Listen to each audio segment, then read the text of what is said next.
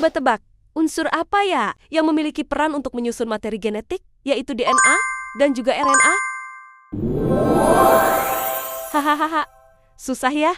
Ya udah nih, aku kasih clue lagi.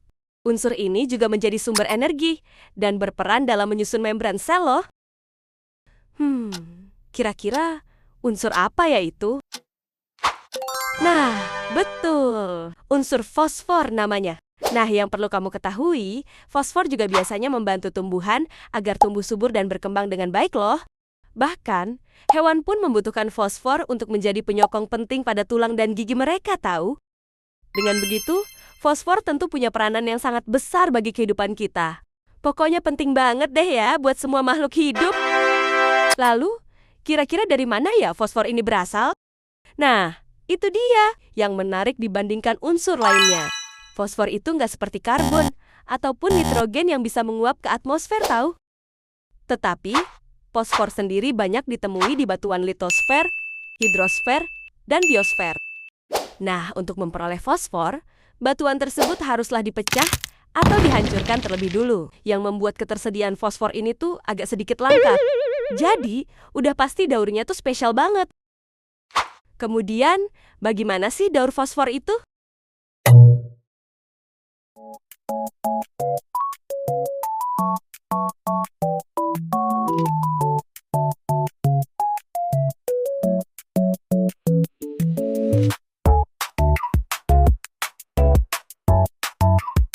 Jadi, daur fosfor sendiri memiliki 4 tahap, yakni pelapukan, asimilasi, dekomposisi, dan sedimentasi. Pelapukan terjadi ketika air hujan mengikis batuan yang mengandung fosfor.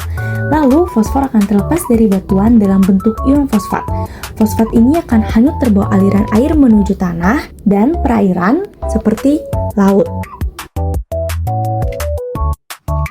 Kemudian, di tanah, fosfat akan diserap atau diasimilasi oleh akar tumbuhan. Tumbuhan ini menyerap fosfat dalam bentuk fosfat anorganik seperti ion fosfat, dihidrogen fosfat, dan hidrogen fosfat. Karena bentuknya ion, jadi akan mudah berikatan dengan logam lain. Hal ini membuat ketersediaannya menjadi sedikit yang membuat petani seringkali menambahkan pupuk fosfat di lahan pertanian mereka. Kemudian, ketika ada hewan yang memakan tumbuhan tersebut, fosfat dari tumbuhan akan berpindah ke hewan. Fosfat yang sudah berpindah ke hewan akan menjadi fosfat organik. Lalu, fosfat organik dalam tubuh hewan tersebut akan dikeluarkan bersama kotoran hewan. Kotoran tersebut kemudian akan terurai ataupun mengalami tahap dekomposisi sehingga melepas fosfat organik ke lingkungan yang nantinya akan diubah lagi menjadi fosfat anorganik oleh dekomposer. Sama halnya ketika hewan dan tumbuhan itu mati, dekomposer akan merubah fosfat organik menjadi anorganik. Nah, seperti yang kita ketahui, fosfat yang dihasilkan juga akan terbawa aliran air menuju perairan seperti laut. Kemudian, fosfat akan mengendap dalam jangka waktu yang sangat lama. Tahapan ini disebut sebagai tahapan sedimentasi. Endapan fosfat tersebut nantinya akan membentuk batuan lagi yang akan mengalami pengangkatan ke permukaan tanah. Dan siklus fosfor pun akan terulang kembali. Oh ya, beberapa aktivitas manusia juga dapat mengganggu daur fosfor loh. Salah satu contoh yang kami dapat temukan adalah TPA. TPA merupakan singkatan dari tempat pembuangan akhir yang berlokasi di Cipayung, Depok, Jawa Barat. Setelah melakukan survei ke sana, kami menemukan tumpukan sampah yang tidak terurai di tanah. Tentu saja jika sang tanah ditimbun oleh sampah, jalur masuk dan keluarnya fosfat akan terganggu karena fosfat tidak dapat kembali ke tanah. Dan kandungannya dalam tanah pun juga akan menurun. TPA juga seringkali menghasilkan air kotor dari sampah loh. Hal ini tentu dapat mencemari tanah maupun perairan yang merupakan kunci dari daur fosfor sendiri. Nah, karena berpotensi mencemari tanah, hal ini nantinya dapat membunuh mikroorganisme di dalam tanah yang membantu proses dekomposisi atau penguraian loh. Bahkan, TPA sendiri sebenarnya sudah dinyatakan overload sejak 2014 berdasarkan kajian dari Universitas Indonesia tahu? Waduh, seram banget ya sih?